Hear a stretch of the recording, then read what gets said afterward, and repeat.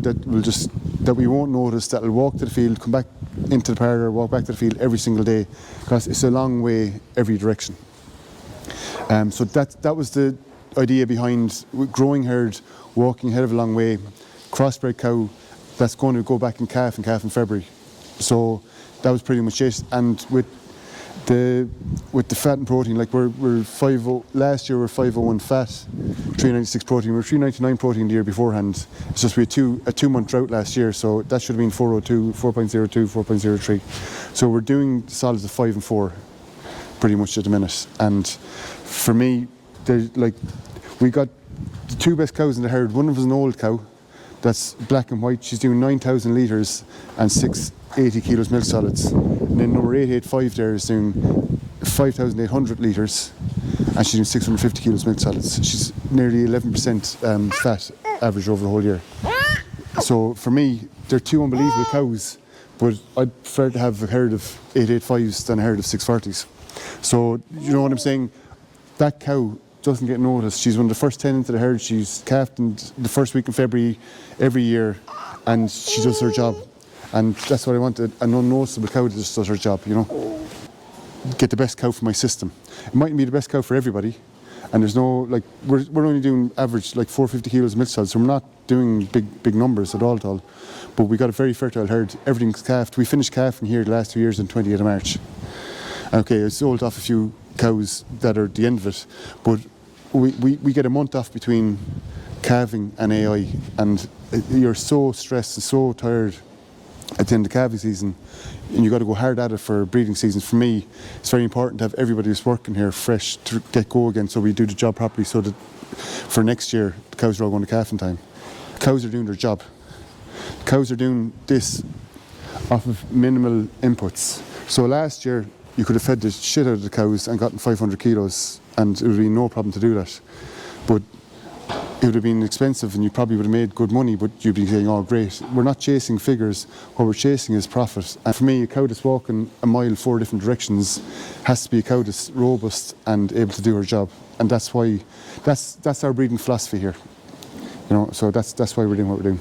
And that ties into your milk price then as well. Like you see it there, he's in top 1% for milk price in the country, 70.6% last year. Like he's doing 5 and 4. Like obviously, I suppose we had this conversation on Monday, like where can you go from there? Why can't it be 5.2 or 4.1 in 3-5 years time, you know? And I think if you look at the breeding, that's where it's going through. Like if you look at the young stock, I think some of the calf heifers are below here now. Yeah. Like say the calf heifers at the moment are 0.31 and 0.19. So they're around, they're just about 5.1 fat and 4% protein. You look at the calf. So basically the herd is 0.23 and 0.15. So they're and that's this year. So that's last year's figures. We'll be 5.1 and 4.05 say this year, and that's off this figure of 0.23 and 0.15, and we're bringing up a good deal more with the young stock. So like the calves there at the moment are about 5.4% fat and about 4.1 protein. So obviously if you have 3 lactations or 4 lactations of them, that's going to be at 5.2 in 2025 or 2026, you know.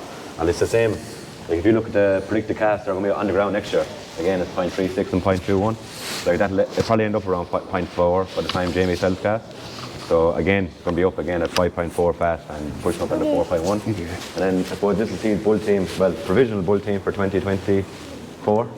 And you can see 5.7 fat, 4.3 protein average across the bulls. So if the herd is going to be doing 5.1 or 5.2, there's no reason why Jamie can't be at 5.3 or 5.4 fat in 2026, 2027 when they come into the herd. I suppose because we're selecting on door proven bulls, we have all the TOP traits. So look at what capacity is rating here.